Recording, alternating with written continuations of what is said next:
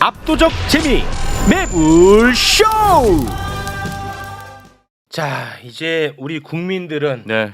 이 엄중한 상황을 어떻게 받아들여야 되고 어떻게 대처를 해야 되는지 네. 그 자체도 참 비극인데 어쩔 도리 없습니다. 필요하죠 이런 예, 관련된 이야기를 철학적으로 저희에게 전달해 주실 분입니다. 네. 박구영 교수님 따뜻한 박수로 모십니다. 네, 반갑습니다. 박구영입니다. 네, 네. 반갑습니다. 너무 힘들어하시고 국민들이 뭔가 좀 중심을 잡아줄 이야기가 좀 필요한 시점인 것 같습니다. 이제 중심을 잡아주려고 온 것은 아니고 이제 서울에 네. 뭔가 좀 참여를 해야 되겠다 싶어서 이렇게 복장도 하고 왔는데 막상 서울에 방송에 오니까 다 정상 복장이라서 새삼 놀랐습니다. 딱 도주복장 도주복장이시네. 도망가실 것 같은데 머리는. 스텝하이 우리하고 다른 것 같아가지고. 네, 우리 최강 의원님도 정상 복장을 입고 와서 제가 좀 놀랐습니다. 아, 그럼요. 제가 지금 처단 복장으로 바꿨다니까요. 어제까지 도주복장 입다가. 비상시국 복장을 하고 오셨습니다. 그만큼 그렇습니다. 엄중하게 지금 느끼고 계시는 거죠. 예. 예. 그러니까 오늘 아침에 방송들을 쭉 여러 가지 점검하면서 깜짝 놀랐어요. 왜 이렇게 평화롭지? 사람들이? 맞아요. 예. 왜 이렇게 됐어요. 이 사태를 너무 다 끝났다고 생각하지? 그렇지, 거 봐. 네, 그게 너무 놀랐어요. 그래서 이제 나는 오늘 올라가서 토요일까지 이 사태가 해결되는 걸 보고 내려가야 되겠다. 복장부터 이제 거리에 있으려고. 네. 아이고. 복장도 네. 좀 바꿔 입고 왔습니다. 자, 그러면 이제 하나하나 좀 우리 교수님께서 주목하는 부분을 좀 짚어주시죠. 우선 이야기하기 전에 오늘 네. 지금 박한수 계엄사령관, 네. 그다음에 조지호 경찰청장의 쭉 발언을 지켜보면서 제가 지난번에 나왔을 때 한 이야기를 다시 한번 말씀드리고 싶어요. 이 정권은 사실은 박근혜 정부보다 무능하고 네. 전두환, 박정희, 이승만을 합친 것보다 잔인할 수 있다. 예. 그 잔인성의 원인이 뭐냐? 잔인성은 어디서 오는 거니까 항상 제일 중요한 게 어떤 사람들이 가장 잔인하냐는 거예요. 어떤 사람이 가장 사악하냐는 거예요. 어떤 사람이 사악하냐? 그 한나 아렌트 말대로 하면은 또는 이번에 노벨 문학상을 받은 한강씨 소설을 읽어보면 간단해요. 무사유 무감각이에요. 예. 무사유 무감각. 무사유 무감각. 다른 말하면 생각하지 않는다는 거거든요. 그러면 어떤 것이 생각하는 것인가? 제가 간단히 철학적으로 설명을 해드릴게요. 포고령이 왔어요. 자, 박인수 계엄사령관이 포고령을 받았습니다. 받았으면 이것을 보고 계산을 하는 사람은 계산. 나에게 이득이 된가? 혹시 나한테 문제가 없나? 혹시 나중에 나한테 문제가 되나 안 되나? 네. 이런 건 생각이라고 안 해요. 이건 계산이에요. 그건 계산이야. 그렇지. 그런 걸 계산이라고 합니다. 예. 계산. 생각이란 뭐냐? 이 포고령이 정당한가? 그렇죠. 옳은 것인가? 그걸 따지는 걸 생각이라고 그래요. 먼저 정당성을 따져야 돼. 예. 정당성을 따지지 않고 자기한테 유리하냐 불리하냐, 나중에 나한테 큰일이 생길까 안 생길까, 이걸 생각하는 사람을 무사유라고 그래요. 그건 무사유. 그러나 항상 나에게는 책임이 없다. 나는 그 생각을 못했다. 그러니까 그것이 가장 잔인성의 출발이라는 거예요. 그러네. 세상의 모든 잔인한 역사적 사건들은 그렇게 말하는 사람들이 해왔다는 거예요. 그러네. 왜냐하면 지금 이 포고령을 보면 앞으로 우리 사회가 얼마나 무서워질지가 딱 보이잖아요. 일반인들이 보면 그렇죠. 이거는 기본권 일단은 다 네. 제한하고 사람을 처단한다 그러고 이 무섭거든. 이게 이렇게 커지겠구나 뭐 이런 생각을 하는데 심지어 그런 생각을 아예 안 해. 안 해. 그러니까 잔인해지는 거야. 그렇죠. 몰랐다고 그래. 그렇지. 네. 그리고 조지호 청장 같은 경우는 조지호 청장 같은 경우는 국회의원 질문에 왜 당신이 판단하냐? 판단하지 말아야. 이게 문제 많아. 자기도 판단 안 했다는 거야. 이 법령에 따라서 이루어진 거니까 판단하지 않고 행위했다는 거거든요. 판단하지 않고 생각하지 않고 행위했다. 국회의원도 심지어 국회의원과 국민을 향해서도 그렇게 말하고 있는 거예요. 이게 다른 말로 하면 우리가 세월호 사건에 똑같은 거예요. 세월호 사건을 일으킨 사람들 생각하지 말고 학생들한테 따르라고 하는 거거든요. 지금 조지호 경찰청장이 오늘 국회에 나와서 말이에요. 네. 왜 당신들이 생각합니까, 국회의원이? 왜 판단합니까? 이게 판단하지 말고 계산만 한다. 즉 정당성을 판단하지 않는다. 이게 잔인성의 출발이라는 거예요. 그래서 오늘 이 부분을 저희가 경찰 부분을 안 다뤄가지고 예. 이게 어제 저희가 좀 잘못 다룬 부분이 있었어요. 그래요? 예. 조지호는 이제 경찰청장이고 우리 서울 경찰청장이거든. 그렇죠. 근데 어제 우리가 다룰 때는 서울 경찰청장은 국회를 막으려고 했는데 네. 조지호 청장은 네. 그렇지 않으려고 했다라고 다뤘는데 지금 이제 나오는 내용을 봤더니 조지호도 막았어. 그렇죠. 아. 제가 저거 훌륭한 놈 아니라고 훌륭한 얘기했잖아요. 사람이 아니라고 말씀하셨는데 네. 막았더라고. 그냥 약간의 혼선이 있었을 뿐이지 네. 막으라고 지시를 한 사람입니다. 네, 맞아요. 계속해 이 주시죠. 중요한 사태를 몰랐다고 말하는 것이 자연성의 출발이고 이렇게 몰랐다고 말하지 않아야 될 사람들은 즉 우리가 어떤 중요한 직책을 주는 것은 몰랐다고 말할 수 없는 직책이거든요. 그럼요. 예, 예. 그걸 신화적으로 말하면 오이디푸스 신화 아시죠? 예, 예. 오이디푸스가 누군지 모른 거예요. 부인 될 아버지. 사람이. 어떻게 합니까? 결과적으로 알았을 때. 몰랐는데 이제 알았어요. 그럼 어떻게 해야 돼요? 자기 눈을 파야죠. 예. 지금 이 사람들은 그런 책임무가 있어야 돼요.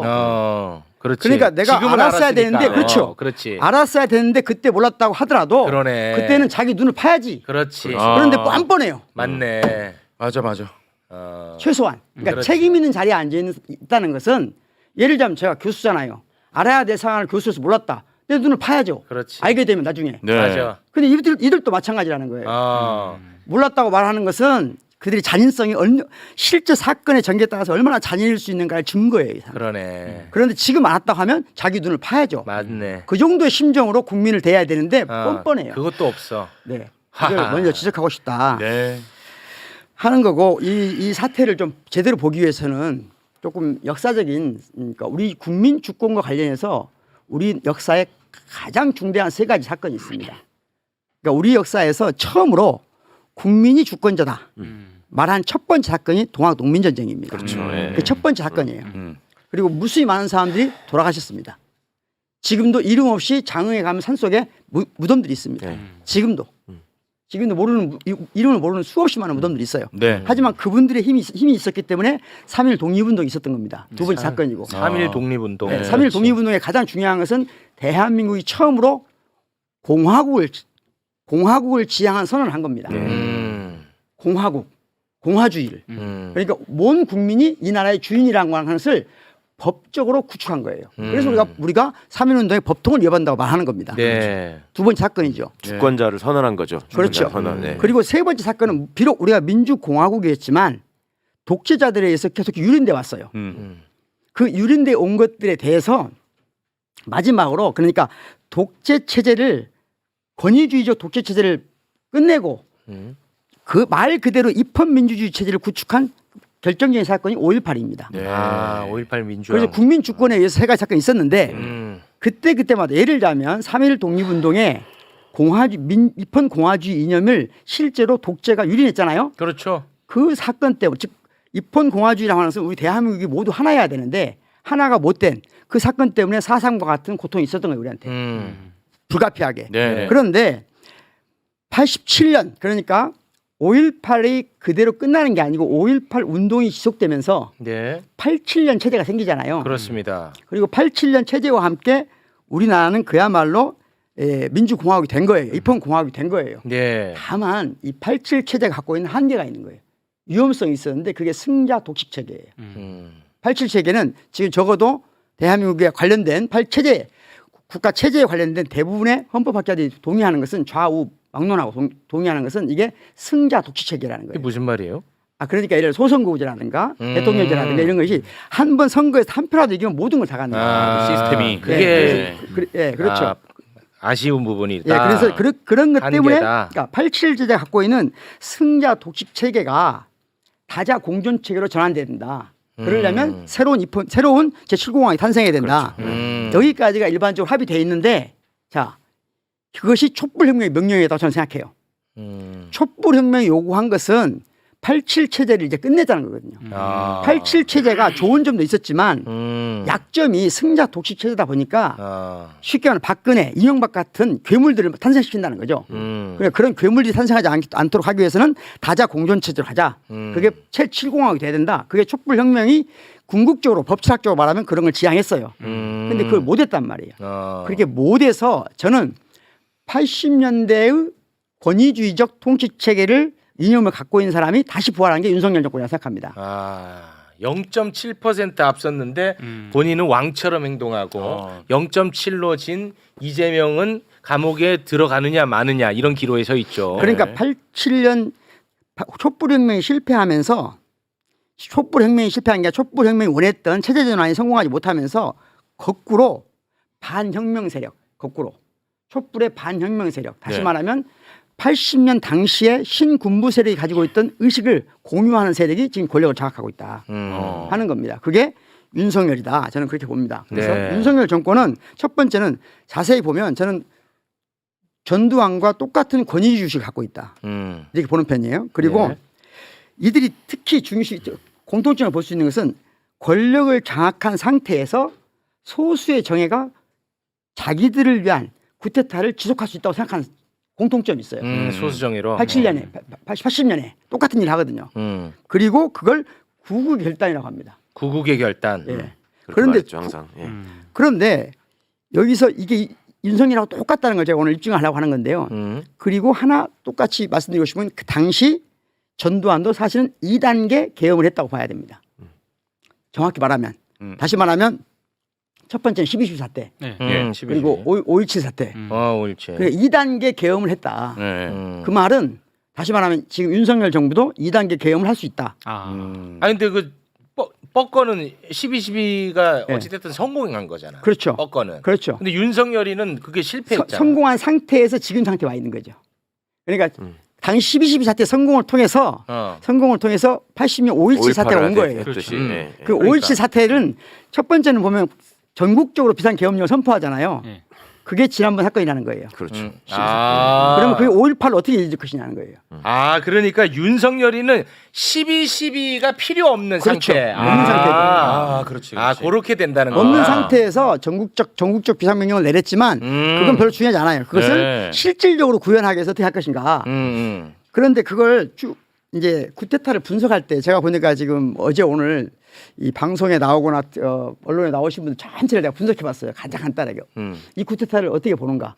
네 가지가 있더라고요. 네 가지 입장이. 이번 쿠데타? 이번 예. 쿠데타를 네. 첫 번째는 미친 바보가 혹은 알코올 의존증에서 비롯된 비정상 대통령의 허술한 쿠데타다. 이렇게 보는 사람들이 많아요. 두 번째는 황금폰 관련 상황이나 특검 관련 국회 의결 상황 예측에 따른 조급한 쿠데타였다. 그럼 그거 굉장히 많아요. 두 번째가 굉장히 많습니다. 세 번째는 네. 뭐냐면 여의도 정치와 군과 시민의 의식 변화에 아직 모르는 극소수의 어설픈 쿠데타였다.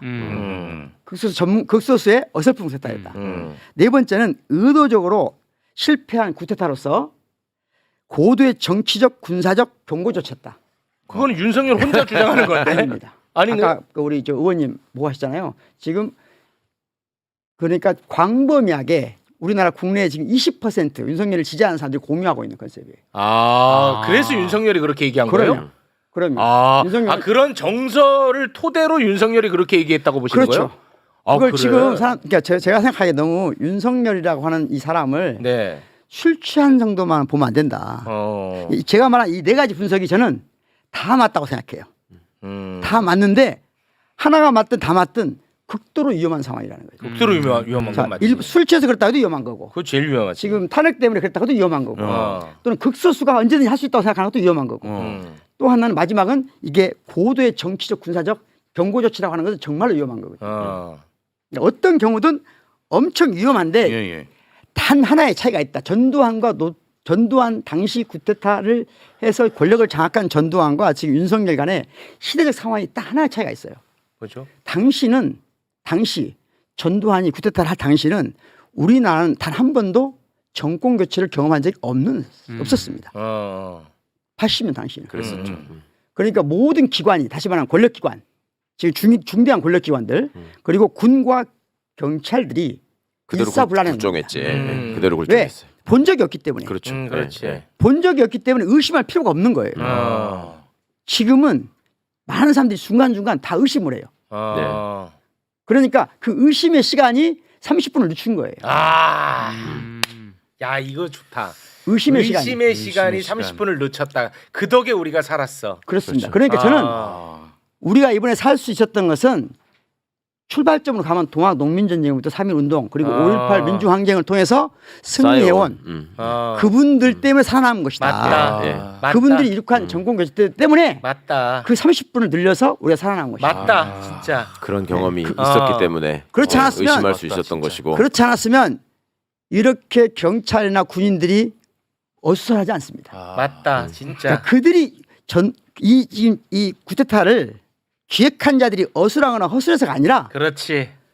그것을 기획대로 안 된 의심하는 다수의 중간 군인들, 간부들, 권력기관의 중간중간에 있는 사람들이 의심했던 의심의 주저함. 주저함 어. 그 30분이 우리를 살린 거야. 물론 아직 끝난 건 아니지만. 그렇죠. 야, 맞다. 진짜다. 다른 말로 바꾸면은 와. 그 의심이라고 하는 것이 생각을 했다는 거잖아요. 생각을. 그렇지. 아까 이제 생각을 해야 할 위치에 있는 놈들은 생각을 안 하고. 그렇죠. 정작 그걸 실행해야 되는 분들은 생각을 생각을 이게 한 거야. 맞는 건가? 내가 이렇게 해야 되나? 이 생각을 했다는 거죠. 맞아요. 그러니까 80년에는 의심 안 했어요 아무도. 예. 왜? 한 번도 이 나라가 그 정권 교체를 경험한 적이 없고 맞다. 그렇죠. 맞아. 가해자들이 처벌받은 적이 없었기 때문에. 네. 그런데 가해자들이 처벌받는 거 봤거든요. 예. 그러니까 내가 가해자가 될 수 있다는 첫 번째 생각한 거죠. 생각하는 사람들이 생겨난 거죠. 그리고 시민들이 가서 계속 그러잖아요. 역사의 죄인이 될 거야? 네. 이렇게 말하니까 주저주저 한단 그렇게, 말이에요. 예. 그 주저주저 하는 그렇게 힘이지 아. 주저주저 하는 게 만든 역사의 선조들이 만들어 온 힘이다. 만약에 그 79년에 시민이 계엄군한테 너 역사의 죄인이 될 거야 이렇게 하면 그게 무슨 말인지조차 몰라. 모르지. 그 당시에는 모르죠. 모르겠죠. 자체를 모르니까요. 모르지. 그 말을 하기 어. 전에 네. 얻어맞죠. 아니 뭐 그렇긴 하겠습니다. 이게 네. 끌려갑니다. 댓글이. 우리 박 교수님 이 말씀이 굉장히 지금 중요하고 소중한 정리인 것이 기존의 언론에서 그런 분석 보도가 나온 걸 보고 제가 정말 끔찍했는데 왜 군대 경찰이 우왕좌왕했느냐를 나름대로 분석한답시고 예. 예전에 80년 또 저 60년대 쿠데타 했던 놈들은 전쟁에 참전해가지고 작전을 하고 인명을 살상한 경험이 있는 군대야 그게. 응? 5.18 때 계엄 진압군들은 월남 갔다 온 놈들이고 저 박정희가 할 때는 6.25 전쟁을 겪었던. 네. 근데 이번 군대는 평시가 길어가지고 그런 경험을 못 해봤기 때문에 우왕좌왕해서 실패한 거 아니냐라는 식의 분석을 하는 이런 사람 말도 안 되는 소리라고 봅니다. 일이 있었어요. 그게 이제 예, 예. 그러니까 지금 이 우리가 30분을 벌 수 있었던 것은 저들이 조악하거나 조잡해서가 아니라 아니야. 선조들이 만들어온 그렇습니다. 피와 네. 목숨으로 만들어온 역사가 있었기 때문에 네. 30분이 지체된 겁니다. 그렇습니다. 아까 이제 저희가 그 부분을 다 다뤘는데 나름대로 굉장히 꼼꼼하게 탄탄하게 준비를 했더라고요. 어설프게 하지 않았더라. 절대 그럴 리가 없. 예. 그러니까 제일 제가 듣기 싫은 말이 전두환은 똑똑해서 잘했는데 그렇지. 윤석열은 바보고 술 먹고 해서 대충 한 거다. 그럴 수가 없는 그럴 겁니다. 수가 없어. 자기 목숨이 걸렸는데. 그럴 수가 없는 겁니다. 그래. 오래 소수이긴 하지만 오랫동안 준비한 거예요. 근데 이분들은 뭘 몰랐냐? 역사를 모른 거예요. 그렇지. 그 역사 속에서 누가 어떻게 희생돼 왔고 지금 그것을 우리가 어떻게 이해하고 있는지를 모른 거예요. 그 생각이 없고 생각을 안 하는 놈들이 안 하는 사람들이라. 이익만 계속 따진 거지. 그렇지. 이렇게 그러다 가는 게 보니까 나한테 그걸 모르는 유리하다. 거예요. 예, 예. 사람들이 정당성을 따지는 사람들이 늘어났다는 걸 모르는 거예요. 예. 울컥한다 진짜. 네. 너무 좋다. 그래서 저는 그날 이제 그걸 보면서 그 마지막에 국회가 그 방망이를 칠 때 많은 국민들이 봤잖아요. 예. 살뜰지 아, 보잖아요. 진짜 그 순간 조마조마. 그 순간 저는 아까 말씀대로 그 장흥 저 벌판에 이름 없이 누워 있는 동학 혁명군들의 고맙다 이런 생각이 들었어요. 시간을 벌어줘서. 그분들이 또 5.18 때 희생된 분들이 시간을 벌어준 것이죠. 아휴. 전혀 생각 못했는데. 네. 와. 그러면 지금 대통령의 의식은 어떨까? 현재 상태 의식은 어떨까? 현재. 현재 상태의 대통령 의식은 뭘까? 네. 저는 대통령의 의식은 간단하다고 봅니다. 이분이 지금 그 포고령 같은 거라 계엄령 선포할 때 앞뒤 문장은 안 맞잖아요. 네. 근데 법하신 분들 특징이 있는 것 같아요. 어떤 문장을 말하든 그 문장 안에 앞뒤가 안 맞아도 상관없어요. 모순은 관계없어요. 이분들은 이 컨텍스트를 안 보거든요. 어떤 텍스트가 나를 변호할 수 있는 문장이 있으면 돼요. 그냥. 그렇죠. 네. 이게 그런- 법기술자들의 특징이에요. 그러니까 이 포고령뿐만 아니라 그 그 계엄령 선포할 때 그 문장이 다 말도 안 되고 모순이라고 하는 것은 글쟁이들이 그런 말을 잘해요. 저 같은 학자들이나 기자분들은. 근데 법률가들은 그건 중요하지 않아요. 나를 방어할 수 있는 문장이 있냐 없냐를 봐야 되거든요. 저는 있다고 봅니다. 그리고 지금도 그걸 확신하고 있어요. 그러니까 나는 이 비상계엄을 선포할 만한 조건을 내가 잘못 인식할 줄 모르지만 그때 당시 인식이 있었다 하는 걸 넣어놓은 거거든요. 네. 네. 그런데 이분의 인식이 지금 윤석열의 인식이 전두환에 멈춰 있다고 그랬잖아요. 네. 그러면 그 이후에 전두환에 대한 평가가 있을 거 아니에요. 법률적 평가. 그러니까 아주 쉬운 말로 하면 성공한 구태타는 처벌할 수 없다. 이 뿌리가 된 대법원 판결이 1997년에 나오거든요. 네. 그 대법원 판결에 이것을 내란죄로 처벌할 것인가 말 것이냐에 관계없이 찬성하는 의견, 다수의 찬성하는 의견뿐만 아니라 반대 의견까지 공유하는 의견이 딱 하나 있어요. 대통령의 비상계엄 선포나 확대 행위는 고도의 정치적 군사적 성격을 지니고 있는 행위다. 라고 하는 것에 대해서는 모두 동의합니다. 네. 그러니까 자기는 계속해서 뭐라고 말하고 싶냐면 이건 고도의 정치적 행위다라고. 첫 번째. 여기서 비롯된 말이구나. 그럼요. 고도의 정치적 행위. 군사적 성격을 지니고 있는 행위. 네. 그래서 이제 본인이 예. 민주당 이거 잘못된 이 폭거를 세상에 알리는 나의 정치적 행위야. 네. 이런 메시지가 여기서 비롯된 거네. 그렇습니다. 그런데 그 당시에 그러니까 전두환 노태우를 처벌해서는 안 된다고 반대 의견을 냈던 판사들이 제시한 의견 중에 이런 말이 있어요. 왜? 그러니까 국가의 헌정 질서의 변혁을 가져오면 처벌하면 안 된다는 거예요. 그러니까 고도의 정치적 군사적 성격을 갖는 것인데 그것이 반헌법적이거나 반법률적이면 안 돼요. 그런데 반헌법적이거나 반법률적이면 안 되는데 헌법을 바꾸면 된다는 거거든요. 헌법을 바꾸면 돼. 그렇죠. 헌법을 바꾸면 전헌법이기 때문에 처벌할 수 없다 이거예요. 헌법을 바꾸면 정당화된다. 헌법을 바꿔서. 그래서 헌법을 바꾼다는 게 뭐죠? 헌법을 바꾸는 기관이 뭐죠? 국회잖아요. 예. 그래서 저는 그래서 국회를 장악했다. 국회 장악한 것은 당연한 건데 너무 당연한 쉬운 거죠. 건데 그게 아니고 아까 말씀하신 대로 헌정 질서의 변화를 가져오려면 국회를 장악하는 수준이 아니고 국회를 바꿔야 됩니다. 네. 국회를 바꿀 수 있는 유일한 방법은 해산해야 되는데 해산 방법이 없어요. 그럼 어떻게 해야 되냐? 지금 이 사람들이 불법적으로 당선됐다고 말해야 됩니다. 네. 불법적으로 당선됐다. 그거 어떻게 해? 그거를? 저는 그것을 불법적으로 당선됐다고 지속적으로 얘기해온 사람들이 이 극우 유튜버들이에요. 네. 그리고 극우 유튜버들이 지금 헌법재판소를 선거관리위원회를 의심하고 있습니다. 저는 그 의심을 하고 있다고 보여요. 이 사람들이. 그러니까 부정선거를 입증하기 부정선거. 위해서 그렇죠. 네, 부정선거를 입증하겠다는 입증할 수 생각을 한 있다고 거다. 믿은 거예요. 그래요? 그러면 국회를 바꿀 수 있고 국회를 바꾸면 헌정 질서를 바꿀 수 있다고 보는 거예요. 헌정 질서를 바꿀 수 있으면 다시 말하면 나는 처벌받지 않을 수 있는 거예요. 정당한 거예요. 그러니까 국회를 해산시키는 명분이 필요했는데 그동안에 그 명분을 극우들이 주장해왔던 거는 쟤네들 부정선거로 부정선거. 당선됐다라고 원천 그렇죠. 무효다. 항상 얘기해왔는데 네, 네. 거기에 부응한 행태로 그렇죠. 보신다는 네. 거구나. 그렇지 않고는 설명할 수가 없어요. 그러면 주된 이번에 그 비상계엄의 타깃은 오히려 예. 선관위라고도 볼 수 있는. 그렇죠. 손관이 저는 그렇게 많이 보고 갔어요. 있습니다. 가장 중요한 건 선관위였다고 보고 있습니다. 선관위하고 그렇게 또 하나는 쉽게 말하면 국회의원 전부를 해산시킬 수 없지만 다수 일부를 거기서 무력화시키고 또 하나는 다시 말하면 제가 보기에는 가짜 뉴스를 즉 종북 가짜 뉴스를 퍼부린 사람들 연관된 사람들 그것을 잡으려고 했다고 생각합니다. 그게 저는 김호준 뉴스공장 신고한 것이고 그것과 관련된 거기 출연한 모든 국회의원들 연동시키려고 했다고 봅니다. 지금 이 선관위에 투입된 계엄군이 300명이거든요. 300명. 그렇죠. 네. 네. 그 의도 그러니까 헌정 질서 변화를 가져오면 이 모든 것은 다 정당화되거든요. 그것도 말이 또 맞긴 하네. 논리적으로는. 원리적으로 저는 그러니까 이분들을 바보라고 놓고 보면 이러면 생각할 필요가 없죠. 그렇지. 예. 근데 저는 바보라고 생각하지 않고 생각해 보는 거예요.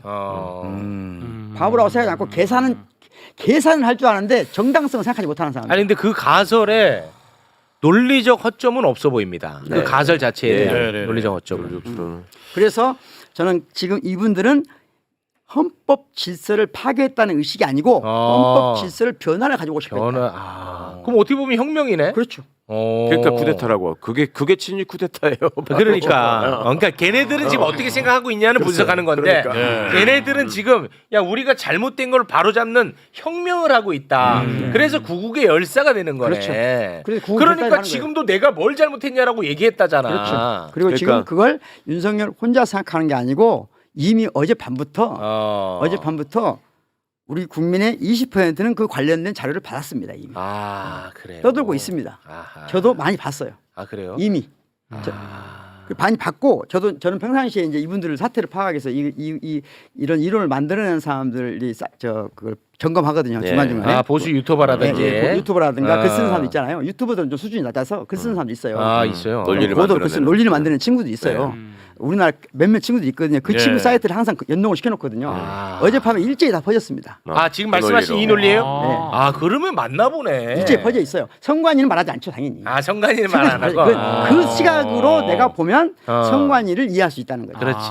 이번 이 친위 쿠데타는 선관위를 우리가 진짜 유심히 봐야 돼. 그러니까 저놈들이 전두환이를 흉내내서 내지는 전두환이를 따라서 구국의 결단이라고 스스로 자위하고 있을지는 모르겠으나 네. 거기에 맞서는 주권자들은 똑같이 그 상황에서 광주를 떠올렸단 말이에요. 맞아요. 이번에 엊그제 국회에 모이신 시민분들이 제 사이트나 뭐 이런 데 찾아와가지고 댓글로 달면서 많이들 말씀해 주셨던 게 제가 정말 뭉클했던 게 당시에 광주 시민들의 마음은 어땠을까를 생각했다. 얼마나 무서웠을까 생각했다. 어제 매불쇼 진짜 많이 봤잖아요. 네네. 거기 베스트 댓글이 다 5.18 얘기야. 그래요? 우리도 다 5.18 얘기야. 그렇구나. 그렇죠. 그러니까 그걸 너무너무 그걸 떠올리고 교수님 말씀하신 그 역사적 맥락 속에서 주권자들은 이미 내가 어떤 행동을 해야 되고 어떤 위험을 감수해야 되는지를 몸으로 느끼고 그걸 갔던 거예요. 그렇죠. 네. 그러니까 저놈들은 성공할 수 없는 거예요. 그래서 저분들이 가장 싫어하는 게 5.18입니다, 동시에. 그렇죠. 지금 네. 어젯밤 그걸 유포한 사람들이 가장 싫어하는 게 5.18이에요. 그래서 계속해서 5.18을 왜곡하는 거예요. 계속 위협이 되니까 그렇지. 지네들의 존재와 의식에. 그분들의 계산 방식으로는 설명이 안 되는 것들이니까. 그분들의 계산적인 삶으로는 생각 없이 계산만 하고 살아온 사람들에게는 도저히 이해할 수 없는 그렇죠. 자기를 괴롭히는 사건. 가진 것도 없는 사람들이 목숨을 걸고 싸우다가 이름 없이 죽어가는 거야. 도저히 납득이 안 되는 거야. 이놈들 머리에서는. 그래서 이제 문제는 네. 지금 시점에서 이제 어떻게 해야 되냐? 제 판단에는 탄핵을 성공시키기가 어려울 것 같아요. 왜냐하면 단언하지 마시고. 어려울 것 같아요. 네. 왜냐하면 두 가지인데 하나는 지금 국힘의 의원들 중에 다수는 자기 범죄가 있단 말이에요. 이 자기 범죄를 들키지 않으면 제일 좋잖아요. 제일 좋죠. 지금 상황은 좋아. 이 상황이 좋단 말이에요. 사실. 이 상황이 있고 대통령이 살아있는 상황이 가장 좋습니다. 대통령이 만약에 탄핵되면 자기들 또 탄핵하면서 끌려가거든요. 그렇지. 근데 탄핵이 안 된 상태로 있으면 제일 좋지. 계속 대통령 문제만 계속 지속돼요. 그렇죠. 이 상태가 가장 좋은 상태예요. 맞아. 다시 말하면 범죄적 연결이 있는 분들, 명태균 또는 대통령 부인과 범죄적으로 연결되어 있는 모든 국회의원들은 조금이라도 연결돼 있으면 지금 상황이 좋다. 제일 좋겠죠. 다 공범자 의식이 있죠. 그렇죠. 국회의원 명태균 건 비슷한 그 조작으로 당선된 놈들이 연결된 게 있고 네. 한동훈이나 한동훈이대로 원래부터 공범이었으니까 네. 이렇게 또 연결된 게 약간 결은 다르지만 네. 다 공범자 의식이 있는 거죠. 그분들하고 그리고 이제 문재인 정부 때 예. 윤석열이 보수를 얼마나 열심히 쳤는지 그 드라마가 또 있는 거고. 네. 그 다음에 하나가 뭐냐면 내가 권력을 계속 유지하거나 잡고 싶은데 그런 사람들, 즉 자기 권력의 핵심에 정점에 갈 수 있다고 믿는 사람들. 뭐 범죄 그것이 지금 삶의 유일한 사람들. 그러니까 범죄자는 본인은 아니지만 권력욕이 강한 사람들. 그렇죠. 지금 차기 말하자면 윤석열의 대를 이어서 보수 세력의 핵심이 되거나 미래 권력. 미래 권력이 되고 싶은 사람들은 이 탄핵에 찬성할 리가 없다는 거죠. 왜 미래 권력은 윤석열이 아웃되면 그 자리에 내가 될 수 있다고 생각하지 못하나요? 지난번 탄핵을 통해서 이들이 학습한 거예요. 그건 안 된다. 어차피 저쪽으로 넘어간다는 걸 아니까. 그런데 이분들을 유일하게 설득할 수 있는 길은 딱 하나밖에 없다. 뭐죠? 저는 국회의원이 첫째는 지금 민주당 국회의원이나 저는 최소한 지금과 같은 보다 더 처절해야 된다고 봅니다. 그러니까 일단 제가 생각하기에 네. 최소한 삭발이라도 해야 된다고 생각합니다. 네. 왜냐하면 그 정도를 안 하고 국민들이 나오기를 기대하기 어렵다는 거예요. 그렇지. 왜냐하면 우리는 지금 온라인 광장이 있거든요. 온라인 광장에서 충분히 많은 것들을 하고 있단 말이에요. 맞아. 그전하고 달라요. 사실. 맞아. 그전하고 가장 큰 차이는 온라인 광장이 활성화되는데 온라인 광장을 민주주의의 핵심 광장으로 인정하지 않는 것이 있을 뿐이에요. 제도적으로. 맞다. 실제로는 지금 어제 동접자 얘기 하시잖아요. 네. 그 어마어마한 사건이고 그 사건을 정치로 받아들여야 되거든요. 네. 근데 그 정치적 사건은 정치로 안 받아들여요. 그러니까. 이 중간에 거지. 있는 거예요. 사실 어떻게 보면 광장에 105만 명이 그 모인 동시에 거예요. 모이고 어제 어마어마한 낮에 사건 모인 아닙니까? 거예요. 네. 105만 명이 모인 거예요. 네. 예. 그리고 그날 새벽에 그 여러 가지 방송이 있으시죠. 오마이 TV 같은 데 보시죠. 네. 순식간에 50만 명. 맞습니다. 이거 엄청난 그 거 말이 됩니까 그게? 그분들이 같이 있었기 때문에 사건이 진행된 거예요. 그렇습니다. 거기 온 사람들 안 온 사람들. 네. 근데 지금은 그러니까 온라인 오프라인에 있는 광장을 동시에 지난번 촛불혁명 온 분하고 똑같이 봐야 된다는 거예요. 그렇습니다. 그게 제도적으로 저는 앞으로 만들어 가야 된다고 생각합니다. 근데 네. 아직 제도가 안 됐어요. 우리 의식도 안 돼 있어요. 그러니까 지금은 두 개의 공론장을 동시에 활성시켜야 되는데 저는 이제 오늘 내일 특히 국회를 과시적 공론장이 아니라 시민적 공론장으로 바꿔야 된다. 아 시민적 공론장으로 예. 국회를 만들어야 국회는 된다. 대체로 과시적 공론장이거든요. 그렇죠. 일부 세력들이 맞아요. 과시하는 거예요. 네, 네, 네. 과시적 공론장에서 시민적 공론장으로 국회를 바꿀 수 있냐 없냐. 탄핵 그 마지막 투표 전 주변에. 그렇죠. 그리고 그걸 끌어낼 수 있으려면 저는 국회의원들이 적어도 지금 더불어민주당 국회의원들이 지금보다는 더 결연한 의지를 무엇인가 보여야 된다. 보여야 그게 참 쉽게는 제가 보기에는 아까 삭발이라고 했지만 꼭 삭발 하는 말이 아니고 네네네. 뭔가 비장해 보여야 되거든요. 그렇지 맞아. 아까 말한 대로 지금 양복 입고 다니는 일이 아니에요. 최소한 저는 그렇게 봅니다. 뭐 일리 있습니다. 예를 들자면 네네. 그게 퍼포먼스를 하더라도 네. 적어도 국민들이 보기에 긴박하게 느껴져야 된다. 맞아. 그러니까 제가 지금 탄핵이 어렵다고 말하는 것도 그 긴박성에 네. 한마디가 보태고 싶어서 하는 거예요. 네네. 바라는 것은 탄핵이 되게 바라기 때문에. 네. 그래서 결국은 우리가 이 정국을 벗어나서 언젠가 이 승자 독식 87년 체제를 종식시키고 그야말로 다자 공존 체제에 민주주의 입헌 체제로 가겠다라는 그런 계속 내세워 긍정적인 신호도 내보내야 됩니다. 네. 그런- 그건 일단은 윤석열이 없앤 다음의 이야기고. 네. 그렇죠. 일단 너무 큰 일이 맞아요. 남아 있어 아직은. 그래서 이제 마지막으로 제가 여기 우리 학생이 나한테 하나 보내준 것이 있어서 네. 우리 철학과 학생 1학년 학생이 자기가 어떤 언론사에서 학생한테 뭐 이 사태 어떻게 보냐 하고 지휘서가 왔나 봐요. 그래서 네. 보내면서 교수님한테 보여준다 왔더라고요. 오는데 네. 그래서 한번 조금 짧은 게 읽어주려고요. 아 뭐가 있어? 우리 학생인데 학생들은 어떻게 보나? 마무리 네, 지어야 네, 됩니다. 네, 마무리에 네. 이것이. 네. 네.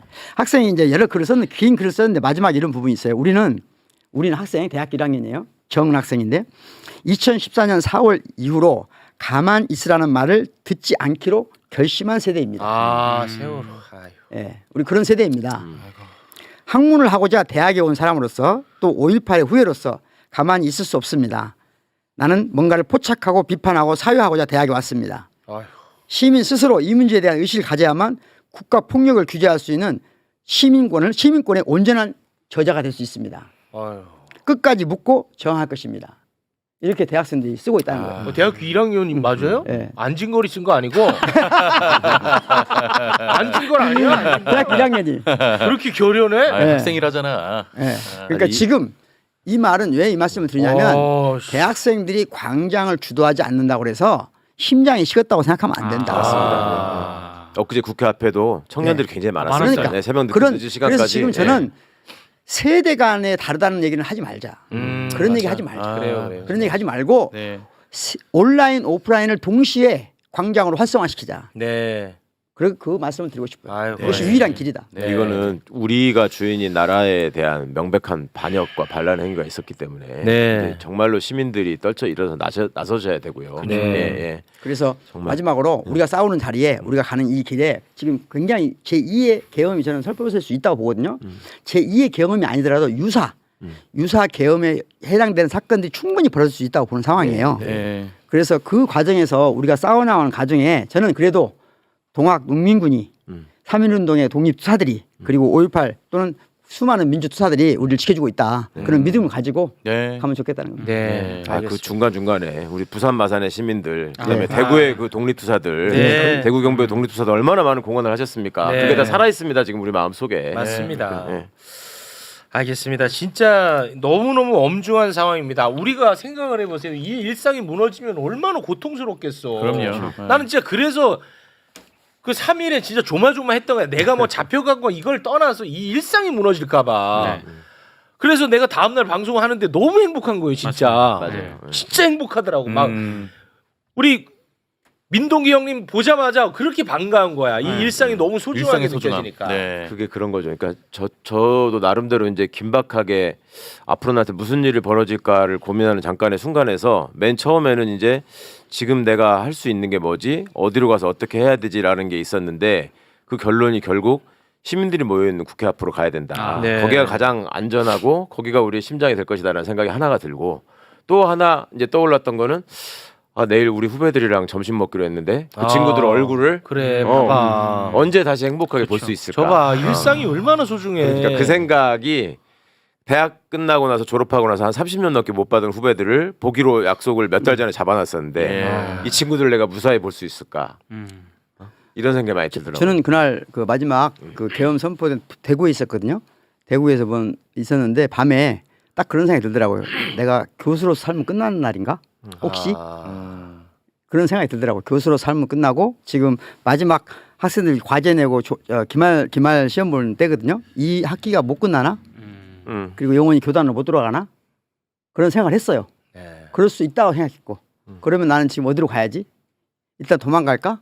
네, 도망가려고 생각했는데 다시 왔습니다. 너무 고맙습니다. 야, 오늘 진짜 너무너무 정리가 되는 맞습니다. 좀 소중한 시간이었던 것 같습니다. 네. 세 분과는 여기서 인사를 나누고요. 저희는 또 윤석열 한 사람 때문에 대한민국의 경쟁력이 얼마나 추락했는지, 외신에서는 어떻게 이 부분을 다루고 있는지, 대한민국 경제가 어느 정도 망가졌는지 관련해서 집중적으로 분석하도록 하겠습니다. 함께해 주신 세 분과는 여기서 인사 나누겠습니다. 세 분 진심으로 고맙습니다. 고맙습니다. 고맙습니다.